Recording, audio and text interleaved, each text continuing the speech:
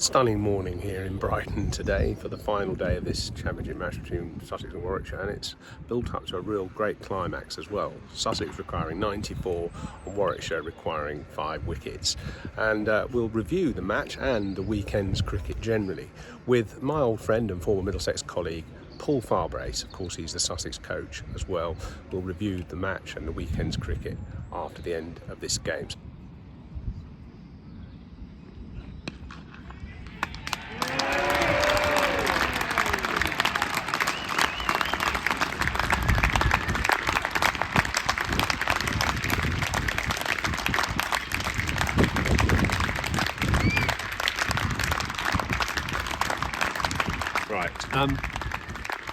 So, as promised, I'm with my old mate, Paul Farbrace, head coach of Sussex.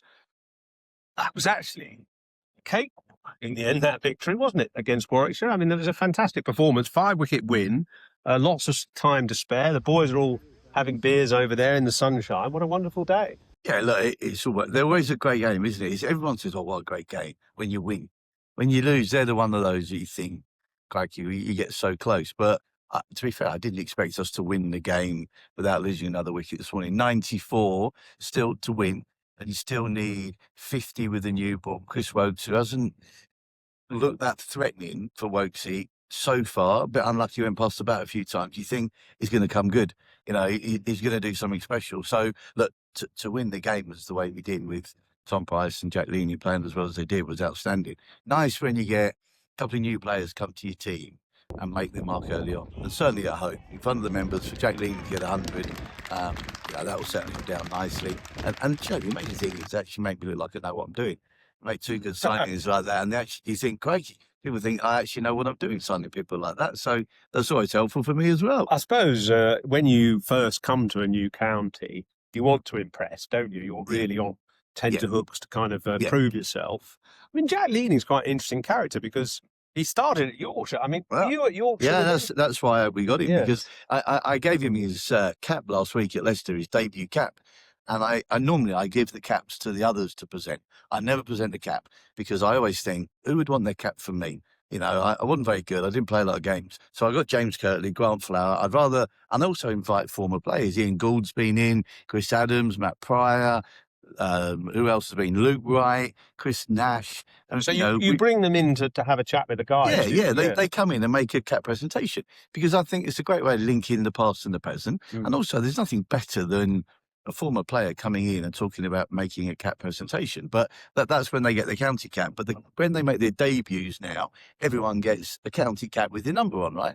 So I actually presented Jack Leaney with his cap last week at Leicester. And I said to him at 17, I always used to say to him, I'd never pay to watch you bat, but I'd always pay to have you in my team. And here we are, he's now about 32 years of age, and I've stuck true to my word and brought him down. He was not necessarily playing in Kent. And a few people said, well, you know, it seems strange to bring a bloke out of Division 2 who wasn't playing that well into a Division 1 team. But he's showing exactly why we brought him here, because he's a tough Yorkie. He's got a bit about him. He expects to win. He stands up to me. He always has done from the age of 17, 18. And so, therefore, he's the sort of character you want in a dressing room. And that's exactly what it's proved to be so far for us. Actually, it's not a great output, 12 hundreds in 13 years of county cricket. And I remember when he first played for Yorkshire, he was the sort of the young kind of, wonderling kind of thing. People were quite excited about it. It's funny how players sort of ebb and flow. But I mean, talking to Tom Price, who has come here from Gloucester and who was at my university with my daughter Nancy, he says it's just a different environment here. It feels more expectant. I mean, he said he didn't want to be rude about Gloucester, but here it feels like there's a sort of expectation. And actually, that win has put you temporarily second in the table. Yeah, which is fantastic. And especially after losing 12 points. So you've had one win, which almost only counted for half. Yeah. And then this one. Yeah. Well, I mean, I came to the club. This is the start of my 4th season. And when I came, the team had won 2 championship games in the previous 3 years. They were bottom of the pile. And it was tough because the coaches had to play a load of kids. They had a lot of young players. They had no money financially. They couldn't sign players. They couldn't bring players in that were of the highest quality. And so therefore there was almost a sort of they were just trucking along at the bottom division too. And when I took the job, I said to them all, I said, "Look, I'm fed up with hearing about the amount of young players we've got here. I don't care how old you are, how young you are. My expectation, we're going to win. And within 2 years, we're going to be in Division 1. We're going to give it a really good go this year. But if we don't get there next year, we're definitely going up. The third year, we're going to finish in the top 4 Division 1. And the fourth and fifth years, we're aiming to be in the top 2, winning it at least once." And nothing's changed. And the first year we came third. The second year we won the second division. Last year we finished fourth. Right, there was a couple of teams same points, but we won on the amount of wins. And we're 2 from 2 in this fourth year. So forget all the financial issues that have gone on around the place. My job is literally to focus on the players we've got. And in a way, I've said to them, the 5-year project becomes a 4-year project. We're going to have to break the team up at the end of the year. It's now or never. Let's give it a really good crack. And we've made some very good signings over the last couple of years. And there'll be a misconception that we chuck money at people to get them in. That's why we've overspent. It isn't the reason. We're within our cricket budget. Unfortunately, the rest of the club, and it's the same with a lot of county clubs, unfortunately, the business model has not worked. And so therefore it is challenging for the small clubs. But Look, it's very hard for the business model to work. Of course it is. In county cricket, unless you have a big ground and a guaranteed participant. Yeah, and we've got our club Middlesex that there's a few former players who are saying you're focusing too much on the business. You can't afford not to focus on the business. County cricket clubs of our size, and Middlesex are unique. They play Lords, but they actually haven't got their own ground, so they haven't got a way of making money. My club, Ken, Sussex are very similar. You lose money on county cricket. You only make money 6 nights in a year. So you rely on sponsors, you rely on money from the ECB. I think last year our income, probably 60 to 70% of it comes from the ECB. So small clubs like this have got to find a way to have a business model that works, that allows the team to be competitive. But the gap between the 100 teams and the non-100 teams is just getting wider. And that's why, I'm championing the cause of the smaller clubs.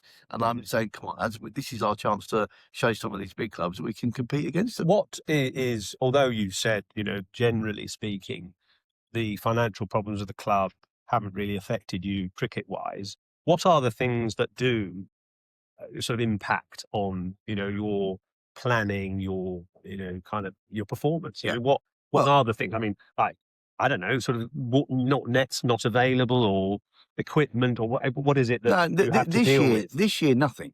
Right. This year, nothing. The problem that we've got is at the end of this season, we're going to have to lose a huge chunk of our cricket budget. Because any small club like this, the only way that you can really save money or recoup some money is through your cricket budget. And your cricket budget for a club like ours, it is the biggest amount of money. So we're going to have to lop off somewhere in the region of £400,000 to £500,000 of our cricket budget, which means that we're going to have to lose a few players at the end of the season. And it could very easily be that we don't have an overseas player next year in county cricket, which is going to be tough.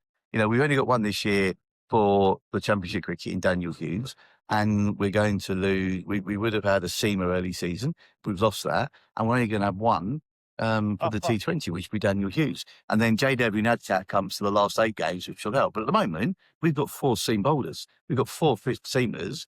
And from my understanding, the ECB are not keen on us having anybody off loan, which is quite frustrating. So, somehow we've got a week off, and then we've got 4 games on the bounce. And I'm in there now saying to the seamers, come on, lads, only 16 days of cricket to go. If you can get through to the end of the Somerset game, I can imagine coming to you when you were a grumpy fast bowler saying the 2 games to go in a 4-game run, mate, come on, yours, need a little bit more, probably got to keep running in. I think I'd have probably known the answer. I would have been ducking your boots as I was leaving the changing room.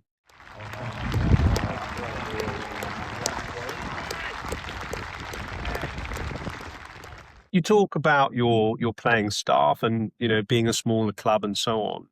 You did say recently you felt that county cricket kind of wasn't prominent in the selectors' eyes, and, certainly smaller clubs weren't getting the kind of attention that perhaps they deserve. Did have Rob Key and Jeff Arnott here, didn't you, on Friday? Yeah.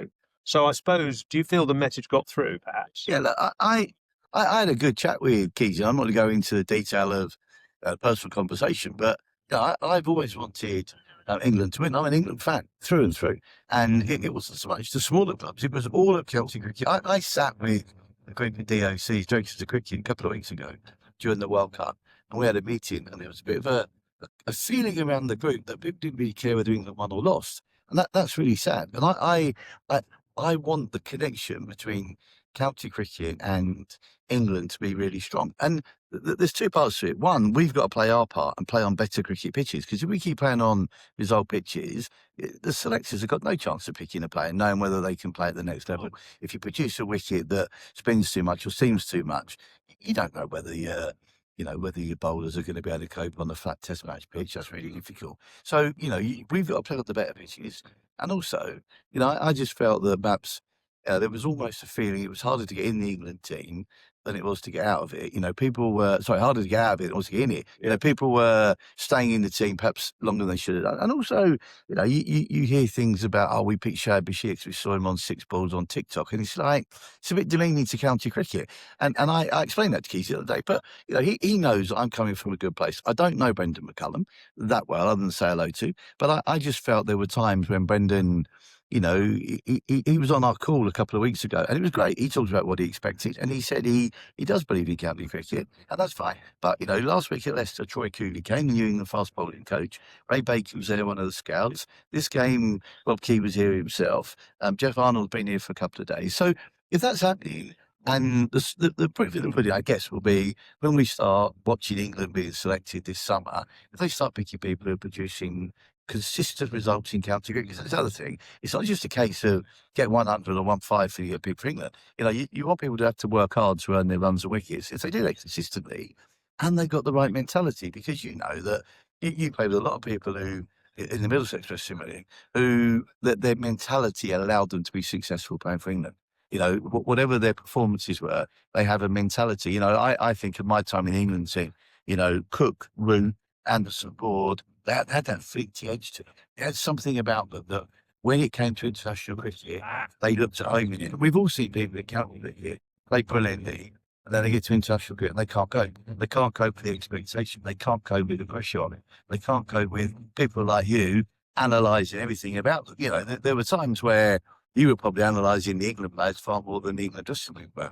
I remember Keaton Jennings playing in a test match at Old Trafford, and it was a series against South Africa, and Philander had done him a few times, LBW, and Keaton was waiting to go out to bat with Cookie, and it was on the big screen in our TV, and Sky were doing a split vision of his technique. And he got drawn into it. Now, a lot of people say, well, why did you have the TV on? Well, they had the TV on because they want to watch what's going on in the game, see the balls moving. Yeah. We had the volume down, so we didn't have to listen to you talking. So, but we had the sound up. And, the players, they get drawn into that. And if they don't watch it, someone that they know does watch it. There's been a recent case of, Zach Cawley, a former coach, keep posting pictures of him getting out. And you think, there's so much analysis now done of players, and it's really hard. And so it's not just scoring the runs and wickets, it's actually coping with everything else that goes with being an international cricketer. Yeah, I can certainly see that. I must admit, I've been posting pictures of Zach Crawley getting out. Just because I find it fascinating. It's an interesting talking point. And people don't seem to evolve sometimes. Players don't seem to evolve, and they don't change when clearly. But there's nothing wrong with that. But there's nothing wrong with you as a journalist talking about players. Absolutely. But my point is that it's all very well you guys all talk, and it's brilliant that you do, because there's more coverage now of cricket. There's more people talking about the game. There's more kids want to play, more kids want to watch. Boys and girls cricket has never been in a better place. He's fantastic. The women's game, you had a daughter playing cricket through as a young age. That the opportunities now for young women to play the game are fantastic. From when we were kids to where young girls are now today. So the exposure of the game is brilliant. And with that comes the give and take. It's all very well you having, if you're on Instagram or X or whatever the thing is now, I don't do any of that, but if you're on that as a player, this is helping you bring in extra revenue for sponsorship and all that. You've also got to live with the fact that on that, people are going to have comments about you. And also now, people feel that they know players better. There's so much behind the scenes footage of players, so many interviews about people that people think they know them. You know, the amount of times I'd be with in England cricketer, you know, coming out of the ground and someone says, "Oh, Ruchi," or "Oh, Cookie," you know, and it's like they feel they know them. Over familiar. Absolutely. And then they feel they can say to them, "What sort of a shot was that?" Yeah. You know, I knew that was always the case. I mean, that always happened, didn't it? You know, but it's more so now, isn't it? Yeah. Well, I mean, I remember, I have to say, and I've told this story a few times, I always remember you and I walking off the field in Dublin during the NatWest game against Ireland. And it was a game that you and I put on a little partnership at the end back in 9 and 10.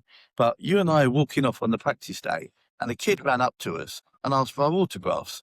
And you signed first, I signed, and it was a pencil, and he turned the pencil around the rubber, and he rubbed your name out in front of us, and you and I both walked off laughing. So, I mean, I wasn't the only time that happened to me either. I didn't have that problem with people coming up to me about my game because I had no idea who I was. But do you know what I mean? But the over-familiarisation, you know, the amount of footage on television, the amount of analysis done of players, it's tough for players now. It really is tough for them. And you know, I have a bit of sympathy with them because now everything gets analysed to the nth degree. And that's where you've got to be mentally. You've got to be so how do strong. you manage to help them cope with that? I mean, when you see a player, you know, sat in a corner, sort of thinking, you know, and he's just read a few Instagram comments saying, you know, his technique is shit or whatever, and how do you deal with that? Well, the only thing you can do is remind them all the good things that they do, and remind them that they're only there not because they're a good person, they're there because they're a good player. You know, I say that to a lot of players. You know, the reason you're in the team is because you're a good player. If you're a good bloke as well, that's a bonus. But you know, it's you're a good player. You're not looking to do something you haven't done before.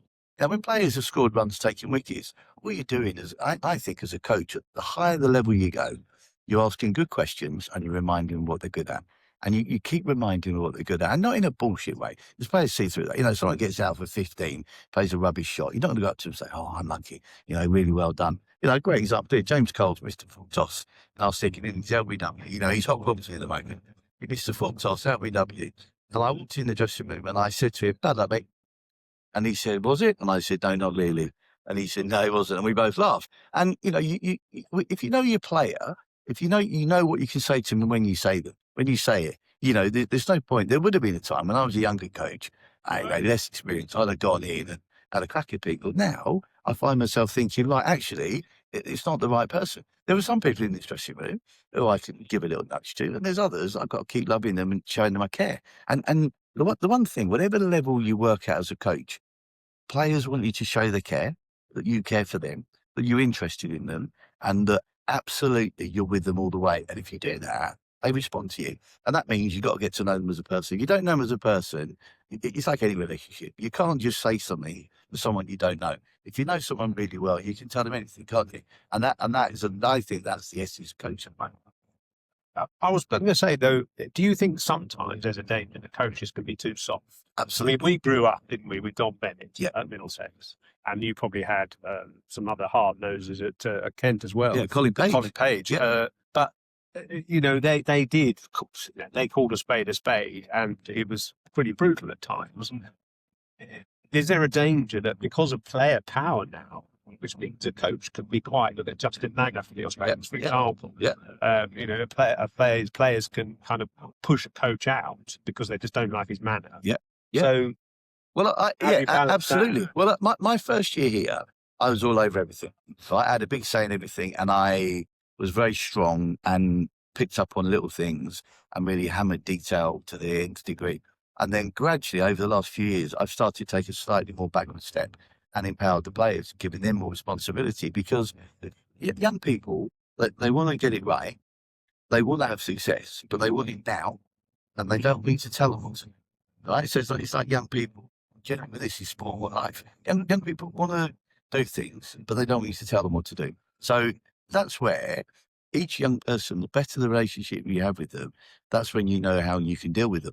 And that's why I say, you know, some still need a nudge, and some like a little bit of a nudge. Some, I shout at one, two of our players now, and I'm going to lose them for a few weeks. They don't talk to me for a couple of weeks. And so 10, 15 years ago, I was quite an authoritarian coach. Now I'm a far more, I would say, people pleaser, because they all know they cross the line with me, they'll get it in the ear.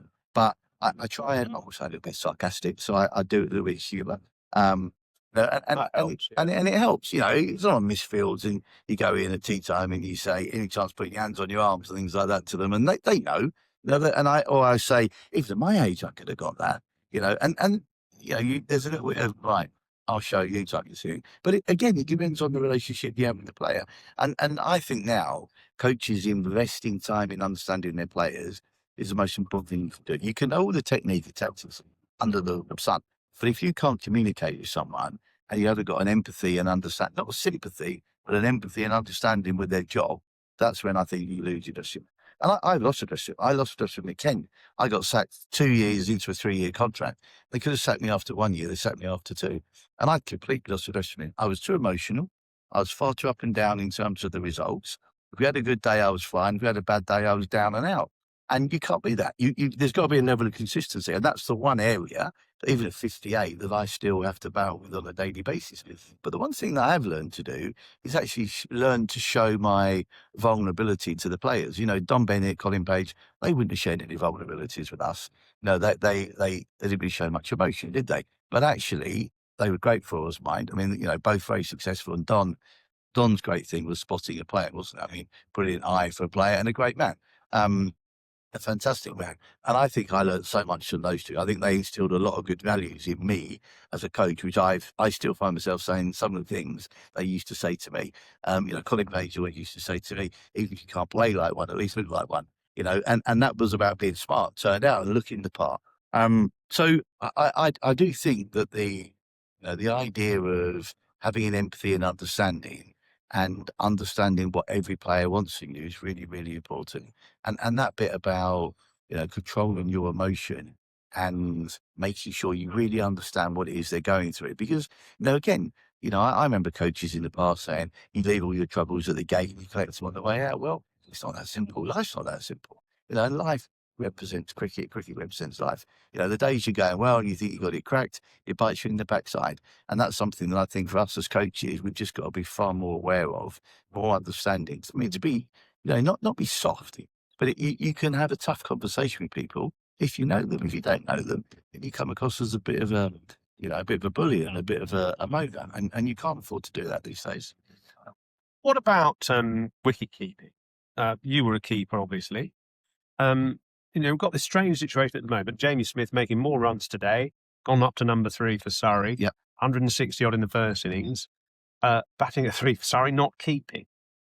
Does that seem odd to you? Yeah, it does. Yeah, I mean, let's be honest. And I don't know Jamie Smith. I like what I see as a batter. But the difference in the Ashes, one of the big differences was the two keepers. Carey kept brilliantly up to the stumps. Kept magnificently, caught the half chances. Jamie unfortunately dropped a few chances and missed a few chances.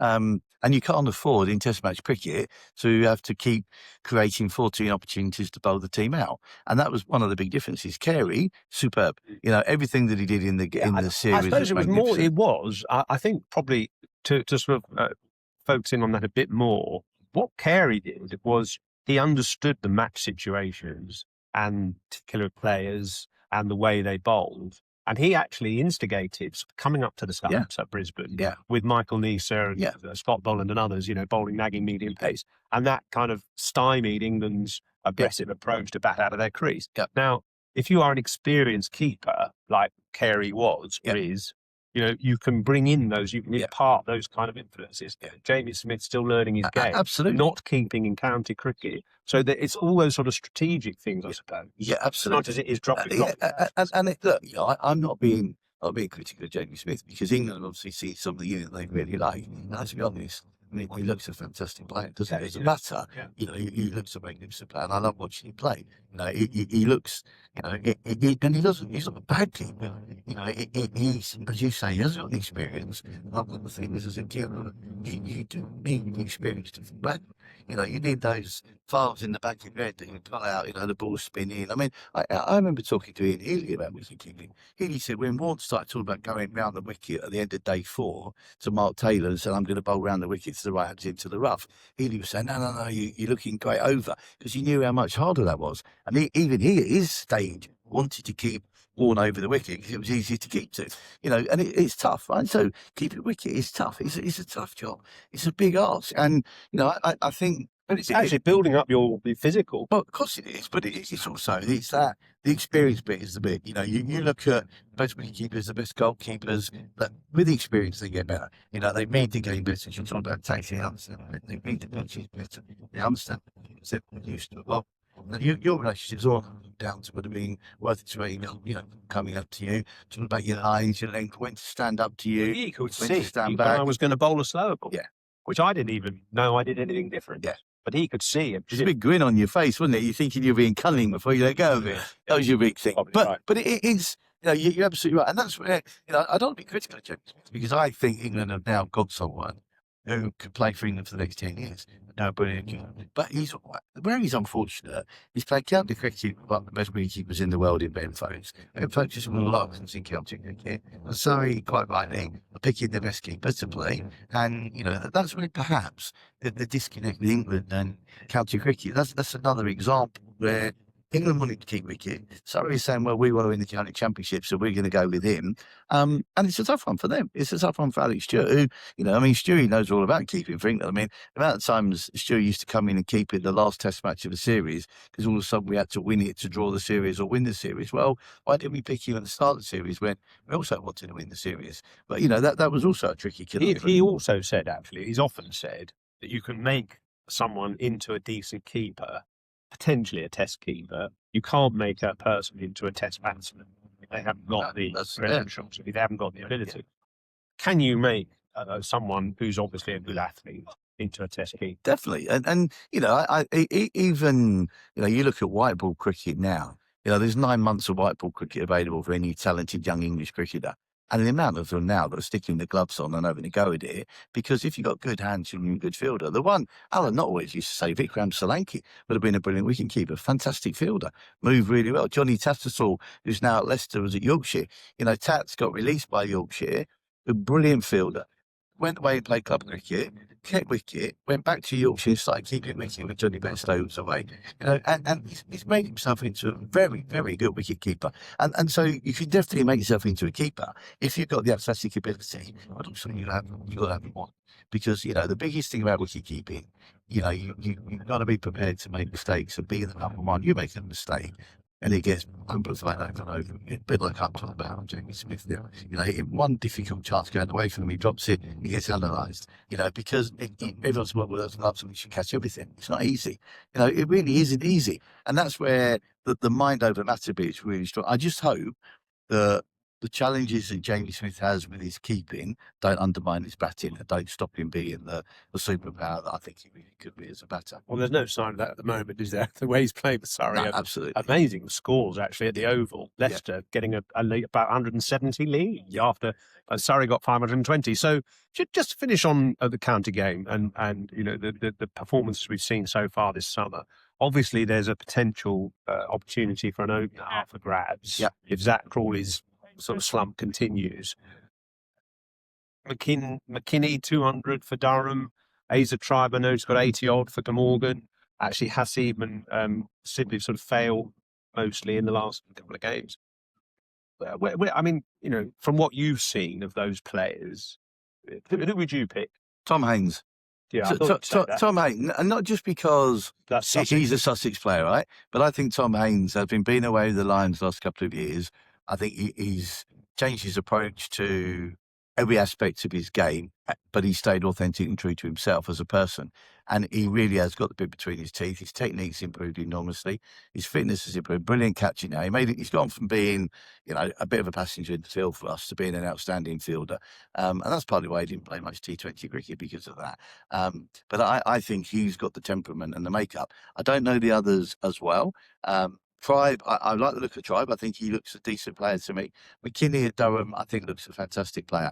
And I wonder whether, you know, probably for me, McKinney and Haynes are the two. And that's just where, you know, if Zach's about to go out of the team, but it may be that might be the right thing. I don't know. I'm only assuming. But if there was a spot, then for me, Tom Haynes would be the man. And Ollie Robinson, I've noticed him bowling here, looked good. Given responsibility as captain here, and what was that about? John Simpson as the sort of club captain, Ollie Robinson as the county team captain. What's the kind of scenarios? Well, I said to the members at the members forum when I got asked about that, I mean, people may or may not know, but Oliver's my stepson, and we got to Christmas time and I hadn't got much of a present. So I said, I'll tell you what, why don't you become captain? And his mum was wrapped it up in a big stocking. His mum was happy, and it made for a nice Christmas for all of us. So yeah, we had a lovely Christmas. No, the key thing was he needed something to give him a little nudge in the right direction. Like he didn't do that well for us last year. He got 30 odd wickets, and it wasn't until the last game where he really put in at Worcester. And I'm not saying he didn't put in previously, but the last game when we wanted to finish a bit higher and get away from a potential relegation battle, he put in. He got loads of wickets at Worcester, and he had a bit between his teeth. And so we discussed it as a coaching team, and I discussed it with Simo. Simo has been brilliant for us the last 2 years, been absolutely fantastic.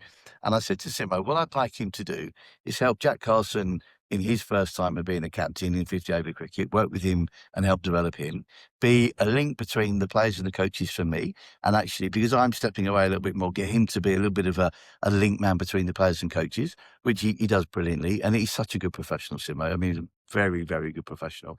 And therefore, it's an opportunity to say to Robbo, right, you take on the captaincy, and therefore, if it comes to a game where he's a bit stiff and might not play, no, well, you're captain, mate, you got to play. And also, there's an element of the more responsibility you give him, the more he stands up. And everyone keeps saying, the 2 games we played, he stood up, he's bowled his overs, he's spoken well to the team. He's got a good cricket brain. It's not just a case of, how can we get the best out of him? He has got a good cricket brain. And also, I thought the team needed just a bit of freshening up. And our project has been shortened by a year. So it's about this year, and it's a short term. Here's your captain. This is your year. Take it on. We've got Simo looking after the wider role, filling some of the gaps that Robbo doesn't want to do and all that good at. Millsy, Tymel Mills does the T20 and has done it brilliantly for 2 years. And then Jack Carson's our young one that we're developing for Championship cricket in 2 or 3 years. So, I think it's a good model. And I know it might seem a bit of an overkill, but our dressing room, it works. And it's not, I would suggest that every team has 4 captains, but it works for us. And it also works because I don't want to be the centre of the attention. It's not all about me doing the talking. In Millsy, I've got a very experienced T20 captain who's played all around the world, still is. You got Hove playing international cricket, and you got Simo, who, what is he in his 21st year of county cricket. So between the 3 of them, they play far more cricket than I've ever played, and therefore their voice carries a lot of weight, which allows me to be a little bit more in the background, nudging a few people in the right direction. What about you to finish? Because you're stepping back after this year. So are you lapping up the franchise dollar, or are you going to be going to tend your nasturtiums in Turn Bay? I'm definitely going back to the franchise cricket. I had a little go at that. It wasn't for me. I had a little go for a couple of years and I didn't really enjoy it. Because of what? Because of having to come in and come out? No, it was more, it wasn't a team. It was about just getting a group of players together to go and play a game. And the bit that really did for me, one night in Sharjah, and we'd played a really close game. We'd just come second, and I wanted to, like, that little half an hour of just a little bit of get out of the system because I hate losing. And I looked out the field, and both sets of players just sat there with a beer, chat to one another. And it was almost like another game, move on, play another game somewhere else. And that's fine for the players. I've got no problem with that at all. But it didn't sit right for me. That's why I came here, because it was a project. And it was the toughest of the projects I had available to me, but it was the one that would have brought the most satisfaction if it worked. So, as I say, I've shortened the 5 years to 4 years. It's the right time to go. And the reason it got announced early is I said to our chief exec, we've got an interim chief exec, we've got an interim chairman. What we didn't need was an interim coach as well. So I said, look, let's get it done now. You've got 6 months to plan and work towards what does the future look like, who's going to be the new chairman, who's going to be your new coach, and I'll help with that. But I just want to focus on this 6 months. And I don't want to get distracted about next year. I want to focus purely on this 6 months. And at the moment, I've got nothing planned. I would love to help other coaches with a little bit of mentoring or consultancy. I don't want a job. I definitely don't want a job. A few people have mentioned the England selector. I don't want that, right? It's not for me. What I would like to do is just help other people in the game. And look, I live in Home Bay in Kent, so there's every chance I'll be giving Simon Cook a call and saying, mate, if you're under 13 for 15, need a bit of help, players and coaches. I'm not after a job. I'm not after your job or Adam Hollyoak's job. I'd love to just come in and help out where I can. And if not, I'll be sitting in the deck chair at Canterbury watching county cricket. But if not, then who the hell are you going to bend their ear to? Whose ears are you going to bend if you haven't got this job going on? Well, that's a good question. I mean, my wife will probably get fed up with me, so she won't want me at home every day. That's why I'll have to go and sit with me flask and me sandwiches at Canterbury, and sit back and watch county I might cricket. join you. You're most welcome. I actually love watching cricket. You Yeah, know, I do. I love watching. I love watching football. I take myself off to Gillingham. I go and watch there. Living in Kent, that's our only team. We used to claim Charlton in the Premier League. Now that they're down the divisions, we claim them as a London club. But I go and watch Gillingham. I will go and watch Kent. I'll be very content sitting watching, and also it'll be nice not watching games without your guts churning, worrying about scoring runs or taking wickets. It'll just be nice to enjoy the game for what it is, and if I can help people along the way, then fantastic. If I can't, then no issue. Well done for the achievement so far here. I mean, it's great to watch that victory today. I must admit, I thought it was in the balance, and you were 184 for 5, chasing 328 to get home, having not lost another wicket. It was an amazing performance, actually, and I felt there was a sort of spirit here today as well, that they were all with you. They were clapping every run. Yeah, I mean, yeah. it felt like a sort of real wholesome sort of family. Actually, It is, and the amount of people here that are hugely disappointed by obviously the situation we find ourselves in. But actually, what we've tried to do is galvanise people's anger and get it going in the right direction. We talked about it as a playing group since December, so there's nothing to do about it. No point whinging and moaning about it. Let's get on with it. Let's make the most of it. And let's use it to actually our advantage. And that's all we've tried to do. And the members and supporters are brought in. They're lovely people. They love it. Every county ground you go to, Leicester last week, you chat to people that you've seen for years and years. I've been up to their cricket society and spoken to their cricket society. People come up and want to talk to you about when you went and chat the cricket society.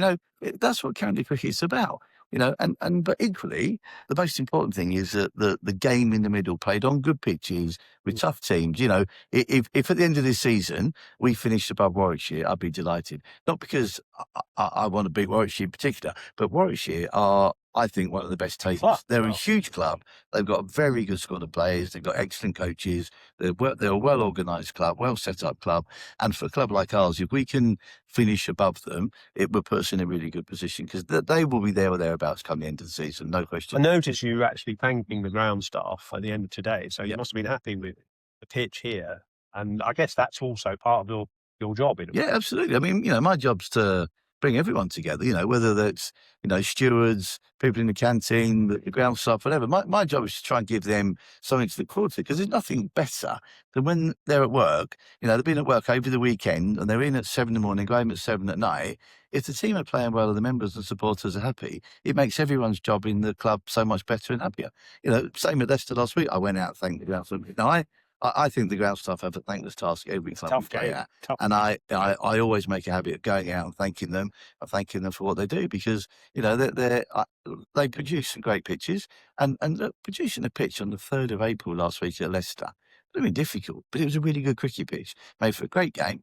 And the ground staff, and there aren't as many people out there wanting to work, long hours through winter and summer to produce county pitches. So the ones that we have got, we've got to look after them. And we have to look after them well, because if we don't, we'll be in danger of struggling to produce the high quality pitches that we want in county cricket. Thanks for your time, and thanks for all your enthusiasm. That's it for today. The roundup of the County Championship Round 2. I'll put the table up on the video as well, just to see the final table after the second round of matches. And we'll be back later in the week for more cricket conversation.